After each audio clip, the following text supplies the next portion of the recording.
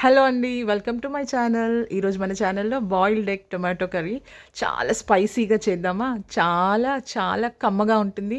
రైస్‌లో, చపాతీలో ఎంజాయ్ చేయొచ్చు. అంత బావుంటుంది. నా స్టైల్‌లో ఇలా అందరూ చేస్తారు. నా స్టైల్‌లో నేను ఎలా చేస్తానో చూపిస్తా. ఇక్కడ టొమాటోస్ అన్నీ చిన్న చిన్న పీసెస్ కట్ చేసుకున్నానండి. ఇది మెయిన్ ఏంటంటే నేను కొంచెం కొంచెం డిఫరెంట్‌గా చేస్తాను. మసాలాలు వేయడం గానీ అవి కొంచెం డిఫరెంట్‌గా చేస్తా. అట్లా నాకు మంచి గ్రేవీ వస్తుందనమాట. ఇప్పుడు మీరు చూస్తున్నారు గదా! టొమాటోస్ చక్కగా స్మాష్ అయిపోతాయి. మంచి, మంచి టేస్ట్ ఉంటుంది. ఇందులో నేను మసాలా వేస్తా అండి. ధనియాల పొడి, జీలకర్ర మెంతుల పొడి, గరం మసాలా అన్నీ వేసి చేస్తాను. చాలా ఎక్సలెంట్‌గా ఉంటుంది. తప్పకుండా ఒకసారి ట్రై చేయండి. అండ్ ఇందులో ఈ వీడియోలో నేను ఎగ్స్ ఈజీగా ఎట్లా పొట్టు తీయాలో గూడా ఒక ట్రిక్ చూపిస్తాను. ఓకే. ఇప్పుడు గిన్నె వేడైపోయిన తర్వాత ఆయిల్ వేసేసుకొని ఆవాలు, జీలకర్ర వేసిన తర్వాత కట్ చేసి పెట్టుకున్న ఆనియన్స్ అండ్ పచ్చిమిర్చి వేసుకోవాలండి. ఇది ఏంటంటే ఎగ్స్ మనము ఉడకబెట్టడం చాలా ప్రాపర్‌గా ఉడికించాలి. అందులో ఈ రోజులలో ఎగ్స్ అస్సలు బాగుండట్లేదు. కొంచెం చూసి తెచ్చుకోండి.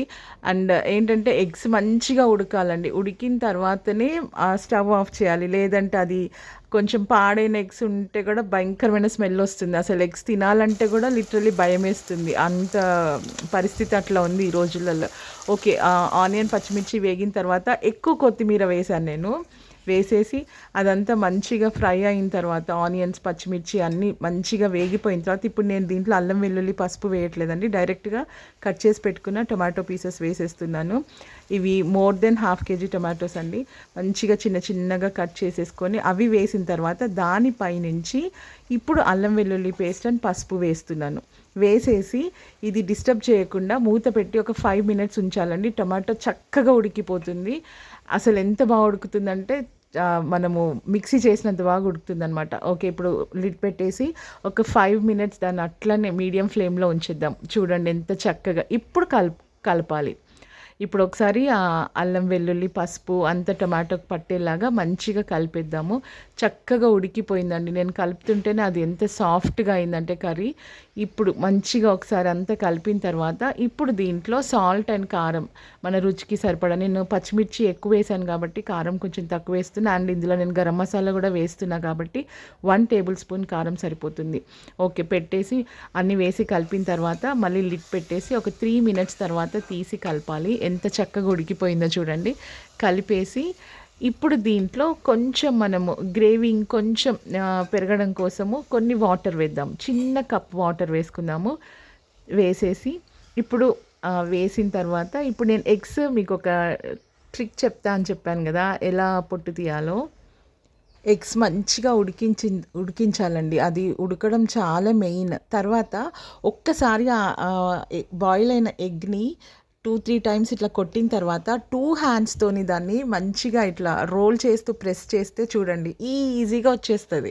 మనకి నీట్‌గా ఎగ్ కూడా ఎక్కడ కొంచెం పాడవకుండా నీట్‌గా వచ్చేస్తది చూడండి. ఎగ్ బాయిల్ అయిన తర్వాత దాన్ని ఒక 2, 3 టైమ్స్ ఇట్లా కొట్టాలండి. కొట్టి 2 హ్యాండ్స్‌తో రబ్ చేయాలి. అప్పుడు చక్కగా అసలు ఎంత ఈజీగా వచ్చేస్తుందంటే చూడండి. చాలా ఈజీగా వస్తుంది. మీరు ఈసారి ఎగ్స్ బాయిల్ చేసినప్పుడు అంటే ఇది చాలామందికి తెలిసుండొచ్చు. నాకు తెలిసింది కాబట్టి నేను మీకు చెప్తున్నాను. ఇట్లా చేయండి. ఎగ్స్ అసలు కొంచెం కూడా పాడవవు. మంచి షేప్‌లో ఉంటాయి. చాలా నీట్‌గా వస్తాయి. కర్రీ చూడడానికి కూడా చాలా బావుంటుంది. ఓకే. ఇప్పుడు ఎగ్స్ అన్నీ పొట్టు తీసేసుకొని పక్కన పెట్టుకుందాము. పక్కన పెట్టేసుకొని వాటికి ఘాట్లు పెట్టాలండి. ఒక 3, 4 అట్లా ఘాట్లు పెట్టేస్తే మనము కర్రీలో వేస్తాం కదా! ఆ కర్రీలో ఉన్న మసాలా అంతా వీటికి మంచిగా పట్టేసి ఇంకా టేస్ట్ చాలా బావుంటుందనమాట. ఓకే. ఇప్పుడు ఒకసారి మూత తీసి చూద్దాము. చక్కగా ఉడికిపోయిందండి టొమాటో కర్రీ అంతా చక్కగా ఎంత స్మూత్‌గా అయిందంటే ఒకసారి కలిపి దీంట్లో నేను పావు టేబుల్ స్పూన్ జీలకర్ర మెంతుల పొడి వేస్తున్నాను. అండ్ హాఫ్ టేబుల్ స్పూన్ ధనియాల పొడి వేస్తున్నాను. ఈ పొడుల వల్ల దీని టేస్ట్ ఇంకొంచెం ఎన్హాన్స్ అవుతుంది. చాలా బావుంటుందండి. ధనియాల పొడి కూడా వేసేసి ఒకసారి మంచిగా కలిపి దీంట్లో ఇప్పుడు మనము పొట్టు తీసి ఘాట్లు పెట్టుకున్న ఎగ్స్‌ని ఒక్కొక్కటిగా వేసేసుకుందాము. ఇప్పుడు ఇందులో వేసిన ఈ పొడులు, ఈ మసాలాలు, ఈ టొమాటో గ్రేవీకున్న మంచి ఫ్లేవర్ అంతా ఎగ్స్‌కి చక్కగా పట్టేస్తుంది.